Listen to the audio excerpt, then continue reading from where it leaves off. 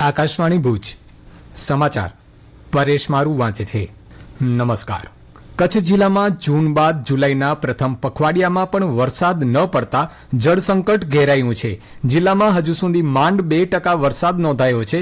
વરસાદ ખેંચાવાના કારણે મધ્યમ સિંચાઈના 5 અને નાની સિંચાઈના 120 મળી કુલ 125 ડેમો સંપૂર્ણ ખાલી થઈ ગયા છે। સિંચાઈ વિભાગના સત્તાવાર આંકડા મુજબ રાજ્યમાં જળસંગ્રહની સૌથી નબળી સ્થિતિ કચ્છમાં છે। મધ્યમ સિંચાઈના ડેમોમાં માત્ર 24% જળજથ્થો છે, જે ગત વર્ષ કરતા 32% ઓછો છે, જ્યારે નાની સિંચાઈના ડેમોમાં માત્ર 11% જ જીવંત જથ્થો બચ્યો છે। વરસાદના આ લાંબા વિલંબના કારણે ખરીફ પાકની વાવણી અટકી પડી છે। જો જુલાઈના અંત સુધી સાર્વત્રિક મેઘમહેર નહીં થાય તો આગામી શિયાળુ પાક માટે પણ સિંચાઈની મોટી સમસ્યા સર્જાશે। કચ્છ સહિત રાજ્યના યુવાનો માટે સનદી અધિકારી બનવાનું સ્વપ્ન સાકાર કરવાની ઉત્તમ તક આવી છે। નોલેજ કોન્સોર્ટિયમ ઓફ ગુજરાત દ્વારા રાજ્યના 10 કેન્દ્રો પર નિઃશુલ્ક IAS કોચિંગ પ્રવેશ પરીક્ષા 2026ની જાહેરાત કરાઈ છે। રસ ધરાવતા ઉમેદવારો 27 જુલાઈ સુધી ઓનલાઈન અરજી કરી શકશે।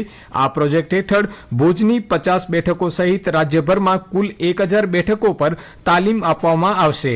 કચ્છ યુનિવર્સિટી ખાતે કાર્યરત સ્વામી વિવેકાનંદ IAS સેન્ટર વિદ્યાર્થીઓને ડિજિટલ લાઇબ્રેરી, વાઈફાઈ અને નિષ્ણાંતોનું માર્ગદર્શન પૂરું પાડે છે। મેરિટ અને સરકારી નિયમો મુજબ અનામત બેઠકોની ફાળવણી થશે। ઉમેદવારો અરજી વખતે મહત્તમ 3 સેન્ટરની પસંદગી કરી શકશે। રાજ્યભરમાં 2 થી 3 દિવસના વિરામ બાદ આજે કેટલાક જિલ્લામાં સામાન્ય વરસાદના અહેવાલ છે। સત્તાવાર યાદી મુજબ બપોરે 12 વાગ્યા સુધીમાં 32 તાલુકામાં હળવો વરસાદ નોંધાયો છે। સૌથી વધુ 1 ઇંચ જેટલો વરસાદ સુરતના માંડવી અને કામરેજ તથા તાપીના ઉકાઈ તાલુકામાં થયો। આ સાથે અત્યાર સુધી રાજ્યમાં મોસમનો કુલ સરેરાશ 25% વરસાદ નોંધાતા રાજ્યની જીવાદોરી સમાન સરદાર સરોવર નર્મદા યોજનામાં 65% જેટલો જળ સંગ્રહ થયો છે, તો 11 બંધ હાઈ એલર્ટ પર રખાયા છે। તાપીમાં આજે વાલોડા, બાજીપુરા તેમજ વ્યારા શહેરમાં વરસાદી ઝાપટા થતા લોકોએ રાહત અનુભવી। દરમિયાન કચ્છ, દેવભૂમિ દ્વારકા, જામનગર, રાજકોટ, જૂનાગઢ, ગીર સોમનાથ, અમરેલી, સાબરકાંઠા, ગાંધીનગર, અરવલ્લી, સુરત, નવસારી તથા દાદરા અને નગર હવેલીમાં હળવાથી મધ્યમ વરસાદની આગાહી છે, તો માછીમારોને 17 અને 18 તારીખે દરિયો ન ખેડવા સૂચના અપાઈ છે। રાજ્યમાં ચાલુ વર્ષે વરસાદની નોંધપાત્ર ઘટ જોવા મળી રહી છે। સામાન્ય રીતે આ સમયગાળા દરમિયાન સરેરાશ 226.1 મિલીમીટર વરસાદ થવો જોઈએ, જેની સામે અત્યાર સુધી માત્ર 162.8 મિલીમીટર વરસાદ જ નોંધાયો છે। આમ રાજ્યમાં અત્યાર સુધી સરેરાશ 28% જેટલો ઓછો વરસાદ નોંધાયો છે। નખત્રાણા તાલુકાના ભડલી ગામે આવેલા ગરીબનાથજી દાદાના મંદિરે પરંપરાગત દ્વિદિવસીય પાટોત્સવ યોજાયો હતો।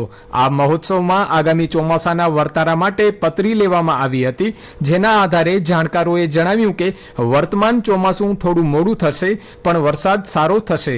મહંત યોગી ગણેશનાથજીના સાનિધ્યમાં યોજાયેલા આ ઉત્સવમાં પ્રથમ દિવસે મહાઆરતી અને રામા મંડળનું આખ્યાન યોજાયું હતું। બીજા દિવસે હોમ હવન અને મહાપ્રસાદનું આયોજન કરાયું હતું। આ ધાર્મિક મહોત્સવમાં ભડલી, થરાવડા, નથરકુઈ સહિત 7 ગામોના ભાવિકો મોટી સંખ્યામાં ઉમટી પડ્યા હતા।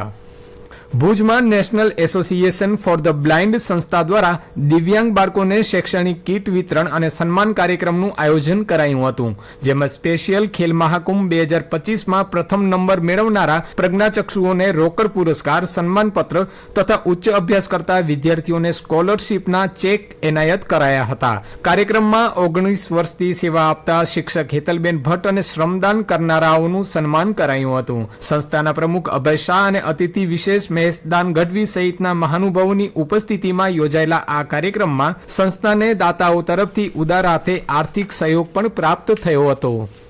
રાજ્ય સરકારે વહીવટી કામગીરીને વધુ ઝડપી અને કાર્યક્ષમ બનાવવા સચિવાલય સંવર્ગમાં સેક્શન ઓફિસર વર્ગ 2ની સંખ્યામાં વધારો કર્યો છે।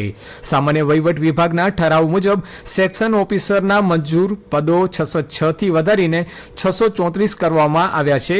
આ નિર્ણય અનુસાર નવી કેડર રચનામાં મુખ્યમંત્રી કાર્યાલય સહિત રાજ્યના 26 વિભાગો અને 19 કચેરીઓમાં વધારાનું કાર્યબળ મળશે, જેનાથી સરકારી ફાઇલોના નિકાલની ગતિ વધશે, નીતિગત નિર્ણયોનું અમલીકરણ ઝડપી બનશે અને સામાન્ય નાગરિકોના કામો ઓછા સમયમાં પૂર્ણ થઈ શકશે। અને આ સાથે સમાચાર બુલેટિન પૂરું થયું। નમસ્કાર।